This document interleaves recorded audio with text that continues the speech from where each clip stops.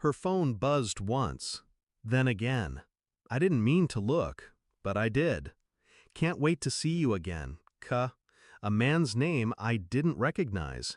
The air changed. Not in the room, inside me. Still, frozen, quiet. She laughed at the TV, sitting beside me on the couch. Folded legs, wine glass in hand, like everything was fine. I didn't say anything. I just stared at the screen. But I wasn't watching the movie anymore. I was watching her movements, her timing, her ease. Something didn't add up. Something had shifted. And now there was a message to prove it. The next day, she left her phone unlocked. She never did that. I scrolled, carefully, not out of jealousy, out of necessity. Photos, messages, plans, hotel reservations. Don't forget the lingerie. I felt nothing. No rage, no heartbreak, just silence inside my head, like a switch had been flipped.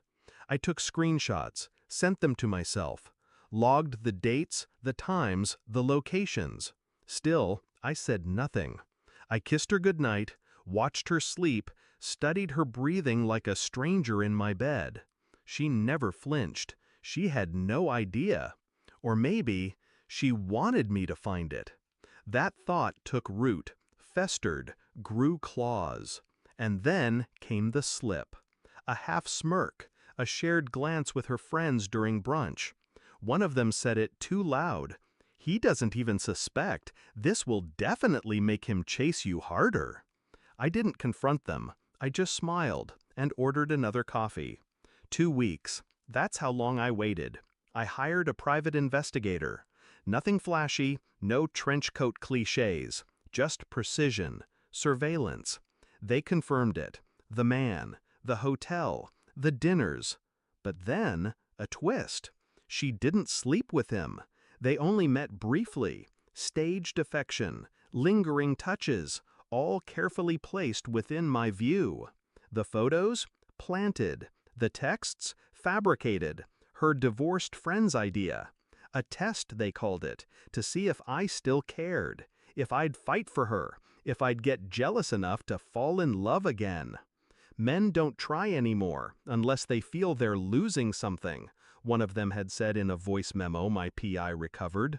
Give him a reason to fight, girl. They didn't know they were being recorded. I watched the footage over and over. My wife is smiling, agreeing. He's always so calm. Let's see how he handles this. She laughed. She laughed about it. That was the moment I decided. Not to argue, not to scream. To end it with the same coldness they thought they understood. I invited them all over. Her and her 2 smug friends.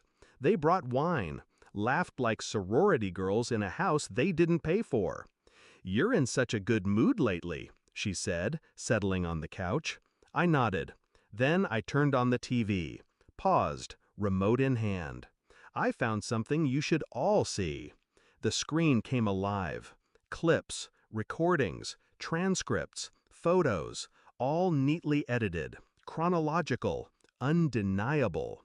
Their voices echoed through the living room. He won't know. He's too boring to suspect anything. If he walks away, good riddance. You deserve someone exciting. She went pale. Her friends tried to laugh it off. One of them whispered, "Is this legal?" I didn't respond. I handed her an envelope.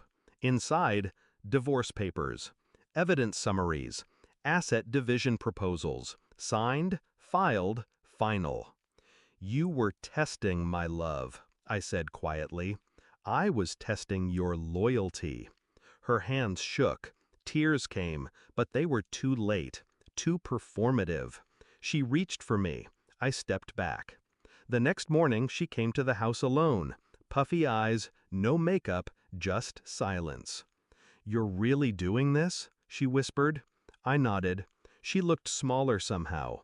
Not the manipulative woman in those recordings, just a crumbling version of her. "It wasn't real. I never touched him. And yet, you meant every lie," I interrupted. I handed her one final thing, a USB drive, labeled, "For You." "That's your legacy," I said. "Play it whenever you wonder why no one trusts you anymore." She didn't take it, so I dropped it in her purse. I turned, closed the door behind her. No yelling, no insults, no drama. Just silence, the kind that suffocates. The house is quieter now. Not peaceful, but honest. No illusions, no games. I see their lives online now. Filtered smiles, wine nights, empty quotes about healing. She's trying to be the victim, but the internet forgets nothing, especially not when the receipts are public. I don't feel hate, just distance, the kind that never bridges. She thought I'd fail her test, but I wasn't being tested. I was grading her.